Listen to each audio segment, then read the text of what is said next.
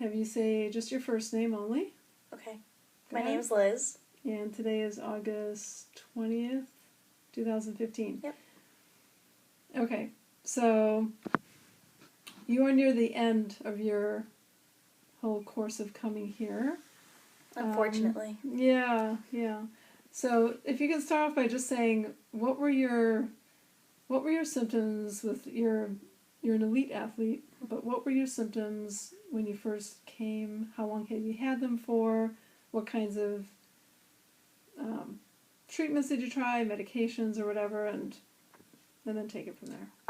So I think that symptoms started showing in the 8th grade, and they were just shortness of breath, couldn't get a breath, felt like I constantly needed to be yawning, and it limited me from participating in sports. I wasn't able to play soccer at the full extent that I would have liked, wasn't able to run how I would have liked, and it just really took a toll on my physical performance. So then I went to the doctor. I went to an asthma specialist, and he prescribed me an inhaler, just basic albuterol for mild exercise-induced asthma.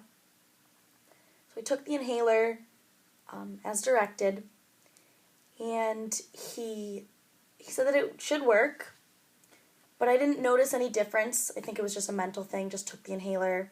Didn't really do anything. So that was fine. I just continued to play soccer and eventually go into high school and run track.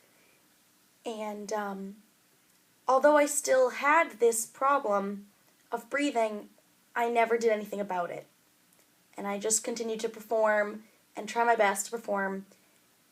And I would go to my pediatrician whenever I had a physical, and I would say, I have a really hard time getting a breath of air.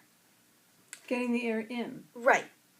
She'd say, no, it's fine, you're fine, you're probably just growing, just let it alone. And I repeatedly would go back, and I'd say to my mom, I don't know if she's going to tell me anything different every time. I have a hard time breathing, but it's all the same, and nothing changed for, 4 years of my condition, mild exercise-induced asthma. I went through 8 seasons of cross-country and track with, nothing done about it. And then I eventually went to Mass General, where a doctor there said, and this is just this past year, said, you don't have asthma at all. Unless you finished your senior year. So. Right. Okay. You don't have asthma at all. You have PVFM.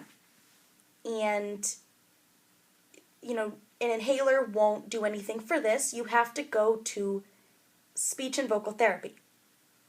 So all this time that I thought I had actually asthma, I had something completely different. So then I went and I got my vocal cords looked at. And they saw that they don't open when they should, and they close like they're just, hitting each other. So then I came to speech and voice therapy, and when I first came here, I wasn't able to just sit still and breathe, constantly moving, constantly struggling for breath of air. And I think within a few weeks, I was able to actually breathe regularly for, a few minutes, as opposed to 10 seconds without having to take a big gasp of air. And after, I don't know how many months of working with Sharon at speech and voice therapy, I'm able to run better than I ever have before. And I am going to be running at Boston College at the Division I level. Actually, I move in a few days. And I'm able to sit here and breathe normally without gasping for air. And I don't know how long it's been, a couple minutes, but Okay, good. Well, we'll have to keep tabs on you. Yep. Okay. Absolutely.